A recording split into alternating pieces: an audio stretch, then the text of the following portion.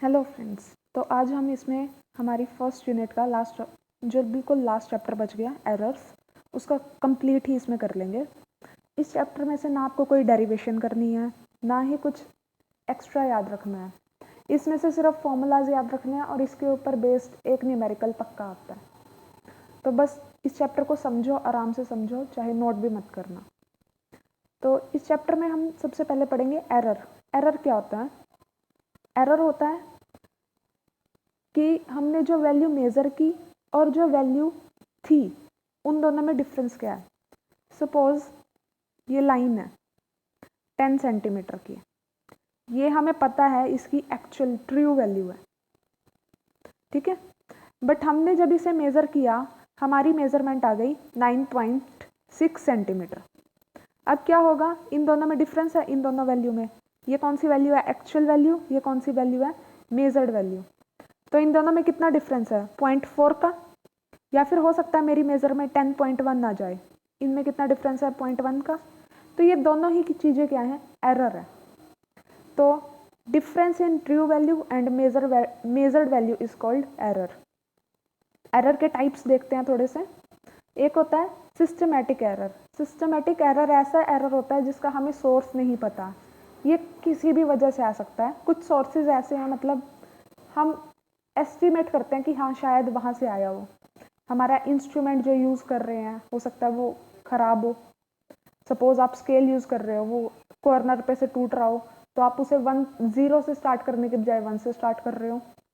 Second, personal error, आपको measurement ही ना आती हो, या फिर आपका ध्यान कहीं और हो, किसी और तरीके से देख रहे हो।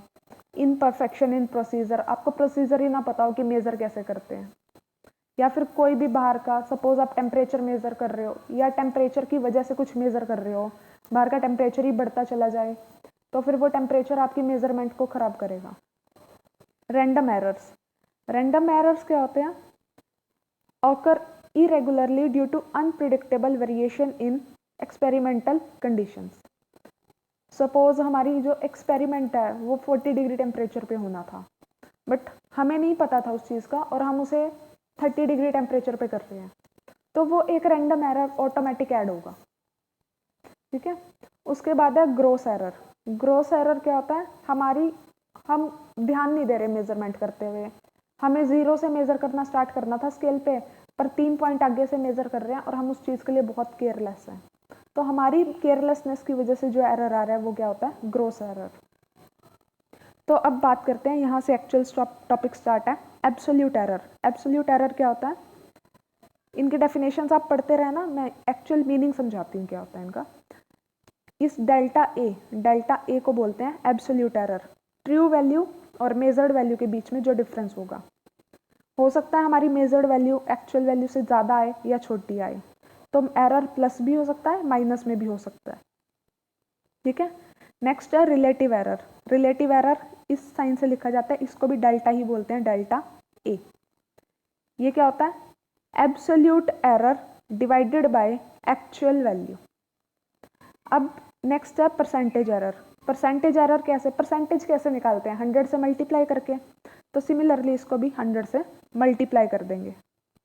नेक्स्ट आता है कॉम्बिनेशन ऑफ एरर्स। सपोज आपके पास कोई है x is equal to a plus b. आपने a मेजर किया, फिर b मेजर किया और इन दोनों को ऐड कर दिया, तो अब जब मेजर है उसमें भी तो एरर आएगा। उसमें कितना एरर आएगा? सपोज a में डेल्टा a एरर था, b में डेल्टा b एरर, और x में डेल्टा x एरर आया जो हमें निकालना है। तो हम क्या करेंगे? x में जो एरर आया उसको प्लस या माइनस करेंगे, जो इसमें एरर आया और इसमें एरर आया वो भी इसमें प्लस माइनस कर देंगे। इसको रीअरेंज करेंगे, रीअरेंज करके a और b को साथ में रख लिया और इन दोनों को साथ में रख लिया, इनका प्लस माइनस बाहर कर दिया। अब हमें ऊपर से पता है a प्लस बी क्या है? x। इनको कट कर दिया आपस में, तो हमारे पास ये इक्वेशन बच गई।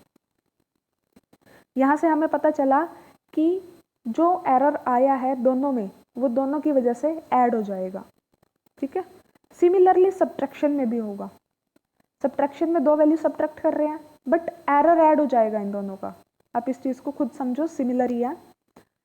एरर ऐड क्यों हो जाएगा? सपोज ए में एरर था कुछ और बी में एरर था कुछ, तो दोनों में जो गलतियाँ थी, दोनों गलतियाँ तो काउंट होंगी ना हमारी।